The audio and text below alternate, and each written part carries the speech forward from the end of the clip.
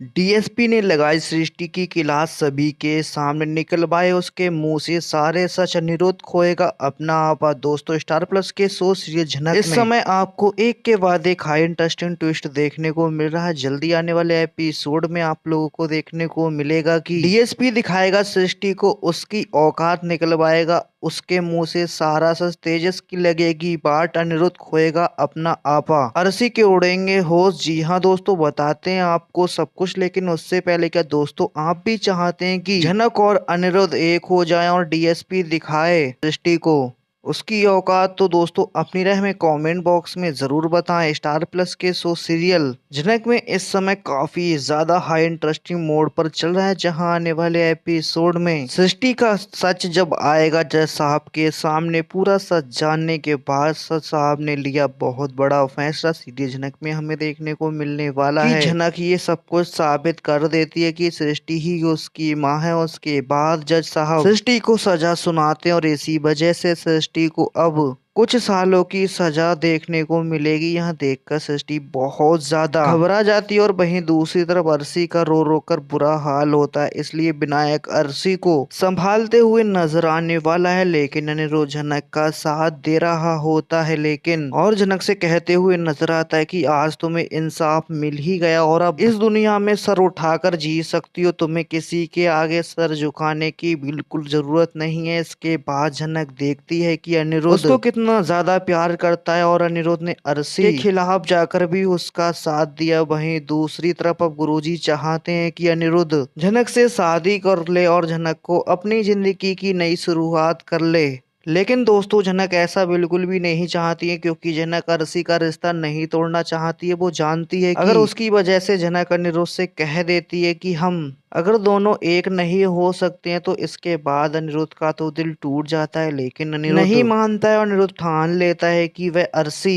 को बिल्कुल भी नहीं अपनाएगा और वो झनक को अपना बनाकर रहेगा। जब इस बात का एहसास अरसी को होता है कि अनिरुद्ध झनक के साथ में अपनी नई जिंदगी की शुरुआत करने की कोशिश कर रहा है और उससे अरसी को छोड़ने का प्लान बना लिया है, तब अरसी भी ठान लेती है कि वह झनक से बिल्कुल भी हार नहीं मानेगी और झनक से हर एक चीज का वो बदला लेकर रहेगी। तो दोस्तों क्या अरसी अनिरुद्ध और झनक एक होने देगी? आपको क्या लगता है? हमें अपनी राय कमेंट बॉक्स में जरूर बताएं। साथ ही वीडियो को लाइक, चैनल को सब्सक्राइब कर लें, जहां जल्द देखने को मिलेगा जब से झनक के पापा झनक को मिले हैं तब से ही कुछ ना कुछ होता रहता है, लेकिन बहुत दिनों के बाद कहानी में आज एक नया ट्विस्ट देखने को मिलेगा, जिसमें झनक और अनिरुद्ध अपने प्यार को सबके सामने लाएंगे और एक नया नाम देंगे। जी हाँ दोस्तों, झनक और अनिरुद्ध एक साथ हो जाएंगे, क्योंकि शो के मेकर्स ने भी ये खबर सामने लाए हैं और झनक सीरियल को एक साल भी पूरा हो गया तो हीरोइन का मिलना नहीं हुआ है, तो ऑडियंस को भी मजा नहीं आ रहा है। इसलिए वो केस वगैरह को खत्म करके झनक अनिरुद्ध को एक नई कहानी में बांधे, जिसमें दर्शकों को भी बहुत मजा आएगा। तो दोस्तों शो के अंदर हमें देखने को मिलेगा कि अनिरुद्ध के बाबा यानी कि सुबो जी कोर्ट में सब झूठा साबित करते हैं। ऐसी बात कहते हैं कि सब लोग सुनकर बहुत ज्यादा हैरान हो जाते हैं, क्योंकि सृष्टि और झनक ब्रिजभूषण के बाद में हो रही थी, फिर भी पता नहीं क्यों सुबो ने कहा था कि झनक और अनिरुद्ध की शादी के बारे में बात छिड़ गई कोर्ट में। क्यों वो झनक को अपनी माँ उर्वशी की तरह ही कहते हैं कि वो झनक भी अपनी माँ जैसी, और कोई भी सीधा साधा नहीं रहता है। जज साहब हमें क्या पता है कि उर्वशी ऐसी थी, उसका किस किस के साथ नाजायज संबंध था, इसलिए तो झनक भी ऐसी हो गई है। और उसको पता है कि अरसी मुखर्जी उसकी कजन सिस्टर है और मेरे बेटे अनिरुद्ध बॉस के साथ उसकी शादी भी फिक्स हो गई थी, फिर भी ये लोग कश्मीर से शादी कर लिए चुपके से। ये सब मेरे कहने का मतलब ये ठीक उसी तरह है जो उर्वशी ने भी ऐसा किया होगा। सृष्टि के साथ वो प्रेग्नेंट हुई होगी और फिर जाकर सृष्टि जी का नाम वगैरह सब झनक को जन्म करते टाइम और डॉक्टर को भी सब इस बारे में पहले से बताए होंगे कि ऐसा होगा आगे जाकर, इसलिए वो डॉक्टर को आकर इधर झूठ बोल रहे हैं। तो फिर वो सब बात सुनकर झनक चिल्लाती है और कहती है कि हिम्मत कैसे हुई मेरी माँ के बारे में ऐसी नीच बात कहने की? आप मत भूलोगी आपके घर में भी जवान बेटी और जवान बहू, और आप मेरी और सरजी की शादी के बारे में बात क्यों छेड़ रहे हो? तो वही सबके सामने, और ये क्यों